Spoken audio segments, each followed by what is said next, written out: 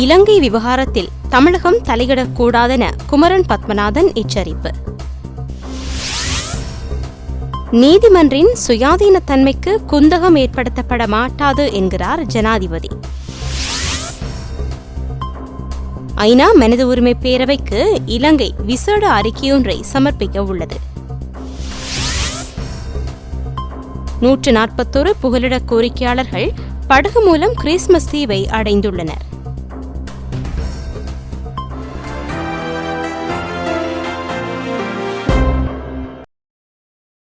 இனி விரிவான செய்திகள். இலங்கையின் உள் விவகாரங்களில் தமிழகம் தலையீடு செய்யக்கூடாதென்று தமிழீழ விடுதலை புலிகளின் சர்வதேச விவகார பொறுப்பாளர் குமரன் பத்மநாதன் தெரிவித்துள்ளார். இலங்கை விவகாரத்தில் தலையிடும் உரிமை தமிழகத்துக்கு கிடையாது. தமிழகத்தின் முன்னாள் முதல்வர் கருணாநிதி உள்ளிட்ட பல தமிழக அரசியல்வாதிகள் வாக்குகளை குவிக்கும் நோக்கில் இலங்கை விவகாரம் பற்றி பேசி வருகின்றனர். இந்த சூழ்ச்சி திட்டத்தை அறியாத அப்பாவி பொதுமக்கள் இந்த அரசியல்வாதிகளின் கருத்துக்களை உண்மை என நம்புகின்றனர். பொதுமக்களை பயன்படுத்தி தங்களது அரசியல் அதிகாரத்தை வலுப்படுத்திக் கொள்ளும் திட்டம் துரதிர்ஷ்டவசமானது. இலங்கை தமிழர்கள் ஐக்கிய நாட்டுக்குள் வாழ விரும்பும் சந்தர்ப்பத்தில் தமிழக அரசியல்வாதிகள் தனிநாட்டு கோரிக்கையை முன்வைப்பது நகைப்புக்குரியது. எந்தவொரு வெளிசக்தியும் எமது பிரச்சினைகளுக்கு தீர்வு வழங்க முடியாது என்பதே எனது உறுதியான நம்பிக்கை என்றும் அவர் தெரிவித்துள்ளார். தமிழக அகதி முகாம்களில் அசௌகரியத்துடன் வாழ்ந்து வரும் 1,00,000 இலங்கை தமிழர்களின் நலனுக்காக தமிழக அரசியல்வாதிகள் ஒன்றிணைந்து குரல் கொடுக்க முடியுமா என்றும் அவர் கேள்வி எழுப்பினார். தமிழகத்திலுள்ள இலங்கை தமிழர்கள் பல்வேறு நெருக்கடிகளை எதிர்நோக்கி வருவதாகவும் அவர்களின் பிரச்சினைகளுக்கு காத்திரமான தீர்வை வழங்க தமிழக அரசியல்வாதிகள் காத்திரமான நடவடிக்கை எடுக்க வேண்டுமென்றும் அவர் கூறினார். நீதிமன்றின் சுயாதீனத்தன்மைக்கு குந்தகம் ஏற்படுத்தப்பட மாட்டாது என்று ஜனாதிபதி மஹிந்த ராஜபக்ஷ தெரிவித்துள்ளார். கண்டி கண்ணுறவு விவசாய கண்காட்சியில் கலந்து கொண்டு உரையாற்றிய போதே அவர் இவ்வாறு கூறினார். நீதிமன்ற நடவடிக்கையில் எவரும் தலையீடு செய்ய அனுமதிக்கப்பட மாட்டாது. நீதிமன்ற நடவடிக்கைகள் தொடர்பில் ஆளும் கட்சி அமைச்சர் ஒருவர் சந்தேகம் கொண்டமை வருத்தமளிக்கிறது. நீதிமன்றின் சுயாதீனத்தன்மையை உறுதிப்படுத்த வேண்டியது அரசாங்கத்தின் கடமையாகும். நீதி கட்டமைப்பு இன்றி நாட்டை ஆட்சி செய்ய முடியாது என்று அவர் கூறினார். நீதிமன்றத்தை பாதுகாக்கவே அரசாங்கம் நடவடிக்கை எடுக்கும் என்றும் அதனை சீர்குலைக்க அனுமதிக்கப்பட மாட்டாது என்றும் ஜனாதிபதி கூறினார். ஐக்கிய நாடுகள் மனித உரிமை பேரவைக்கு இலங்கை விசேட அறிக்கையொன்றை சமர்ப்பிக்க திட்டமிட்டுள்ளது. அக்டோபர் மாதம் நடைபெறவுள்ள ஐநா மனித உரிமை பேரவையின் கால மதிப்பீட்டு மீளாய்வு அமர்வுகளை இலக்கு வைத்து இந்த அறிக்கை தயாரிக்கப்பட்டுள்ளது. அறிக்கை ஏற்கனவே தயாரிக்கப்பட்டுள்ளதாகவும் இன்று ஜனாதிபதி அறிக்கையில் கையொப்பமிடுவார் என்றும் மனித உரிமைகள் அமைச்சர் மஹிந்த சமரசிங்க தெரிவித்துள்ளார். ஜனாதிபதி கையொப்பமிட்டவுடன் ஐநா மனித உரிமை பேரவைக்கு அறிக்கை அனுப்பி வைக்கப்படவுள்ளது. இது மின்னஞ்சலூடாக இலங்கைக்கான வதிவிட பிரதிநிதிக்கு அனுப்பி வைக்கப்படும். அவர் அதனை மனித உரிமை பேரவையிடம் ஒப்படைப்பார் என்றும் மஹிந்த சமரசிங்க கூறினார். 2008 முதல் 2012 ஆண்டு வரையில் மனித உரிமை விவகாரம் தொடர்பில் நாட்டில் முன்னெடுக்கப்பட்ட நடவடிக்கைகள் உள்ளிட்ட பல்வேறு விடயங்கள் இந்த அறிக்கையில் குறிப்பிடப்பட்டுள்ளன. இலங்கை தொடர்பான மீளாய்வு நவம்பர் 1 மேற்கொள்ளப்படும் என்று எதிர்பார்க்கப்படுகிறது. இலங்கை மனித உரிமை நிலைமைகள் தொடர்பில் கண்காணிக்கும் பணிகள் இந்தியா, ஸ்பெயின் உள்ளிட்ட நாடுகளிடம் ஒப்படைக்கப்பட்டுள்ளன. இலங்கை புகலிட கோரிக்கையாளர்கள் உள்ளிட்ட 141 பேர் நேற்றும் படகு மூலம் ஆஸ்திரேலியாவின் கிறிஸ்துமஸ் தீவை அடைந்துள்ளனர். கிறிஸ்துமஸ் தீவுக்கு 185 கிலோமீட்டர் தொலைவில் படகினை ஆஸ்திரேலிய சுங்க கப்பல் அதிகாரிகள் மீட்டுள்ளனர். படகில் பயணித்த கர்ப்பிணி பெண்ணொருவர் கர்ப்பகால நோய்களால் சுகவீனமுற்றதாக தெரிவிக்கப்படுகிறது. கரைக்கு அழைத்துச் செல்லப்பட்ட அவர் முதலில் கிறிஸ்துமஸ் தீவு வைத்தியசாலையில் அனுமதிக்கப்பட்டு பின்னர் பெர்த்தில் உள்ள கிங் எட்வர்ட் மெமோரியல் வைத்தியசாலைக்கு மாற்றப்பட்டுள்ளார். இந்த பெண்ணுடன் ஒரு சிறுவன், ஒரு சிறுமி, 2 ஆண்களும் அழைத்துச் செல்லப்பட்டுள்ளனர். படகு பயணிகளில் பெரும்பாலானவர்கள் இலங்கையர்கள் என்றும் சிலர் மத்திய கிழக்கு நாடுகளைச் சேர்ந்தவர்கள் என்றும் கூறப்படுகிறது. இவர்கள் கிறிஸ்துமஸ் தீவு தடுப்பு முகாமுக்கு அழைத்துச் செல்லப்பட்டுள்ளனர்.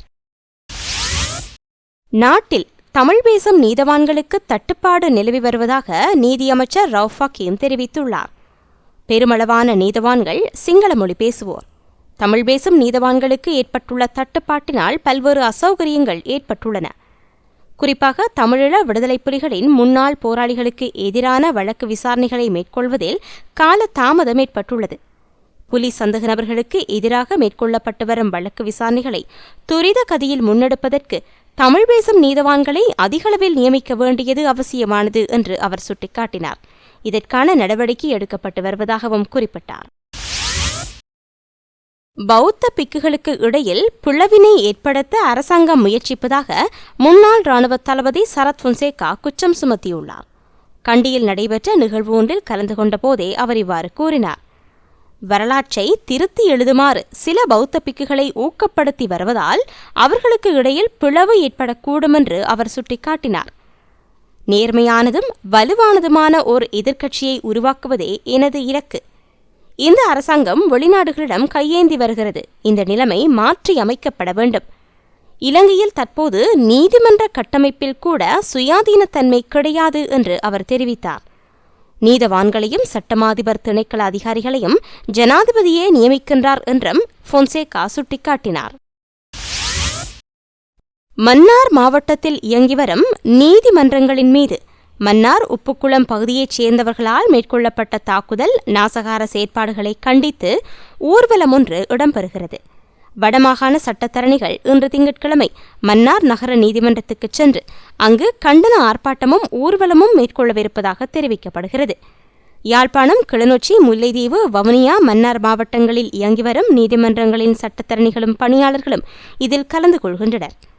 மன்னார் நீதிமன்றத்தின் மீது மேற்கொள்ளப்பட்ட தாக்குதல், நீதிமன்ற அவமதிப்பு, நீதிவான்களை தூசித்தல் என்பவற்றுக்கு எதிராக நாடளாவிய ரீதியில் சட்டத்தரணிகள், நீதிமன்ற பணியாளர்களால் பணி பகிஷ்கரிப்பு போராட்டம் முன்னெடுக்கப்பட்டு வருகிறது.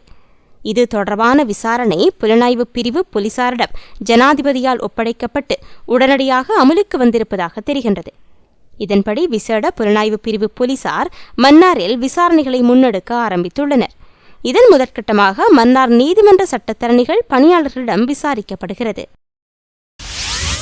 மன்னார் நீதிமன்றம் மீது மேற்கொள்ளப்பட்ட தாக்குதலுடன் தொடர்புடையவர்களை சட்டத்தின் முன் நிறுத்துமாறு மன்னார் நகரசபையில் கண்டன தீர்மானம் நிறைவேற்றப்பட்டிருக்கிறது. நகரசபையின் மாதாந்த கூட்டம் கடந்த 19ஆம் தேதி சபைத் தலைவர் எஸ். ஞானப்பிரகாசம் தலைமையில் இடம்பெற்றது. இதில் நகரசபை உறுப்பினர் ரத்னசிங்கம் குமரேஷ் மன்னார் நீதிமன்றம் தாக்கப்பட்டமை தொடர்பில் முன்மொழிவை வைத்து உரையாற்றும் போதே கண்டன தீர்மானம் நிறைவேற்றப்பட்டது. அமைதி வழியில் இன்று தொடங்கிய போராட்டம் வன்முறையாக மாற்றமடைவதற்கு சில அரசியல்வாதிகளின் சூழ்ச்சியே காரணம் என்று அவர் தெரிவித்திருக்கின்றார். இரு மீனவ சமூகங்களுக்கு இடையில் ஏற்பட்ட சர்ச்சையை பேசி தீர்த்திருக்க வேண்டும், அல்லது பேசி தீர்க்கக்கூடியவர்களை அணுகியிருக்க வேண்டும். அதையும் தாண்டி இவ்விடயம் தற்போது நீதிமன்றம் வரை சென்றிருக்கிறது. இது தொடர்பில் நீதிமன்ற கட்டளையை இரு சமூகங்களும் ஏற்றிருக்க வேண்டும்.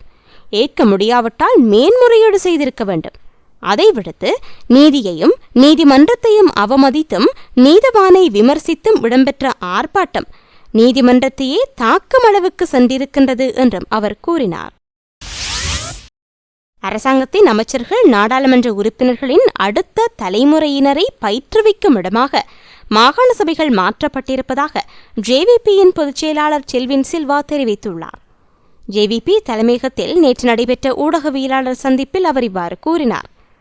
உறவினர்கள் இன்றைய பக்கசார்பற்ற தேர்தலை நடத்துவதாக ஸ்ரீலங்கா சுதந்திர கட்சியின் பொதுச் செயலாளரும் அமைச்சருமான மைத்ரிபால சிறிசேன தெரிவித்திருந்த போதிலும் கேகாலை மாவட்டத்தில் அமைச்சர்கள், நாடாளுமன்ற உறுப்பினர்களின் 8 உறவினர்கள் தேர்தலில் போட்டியிடுவதற்கான வேட்பு மனுக்களை தாக்கல் செய்துள்ளனர்.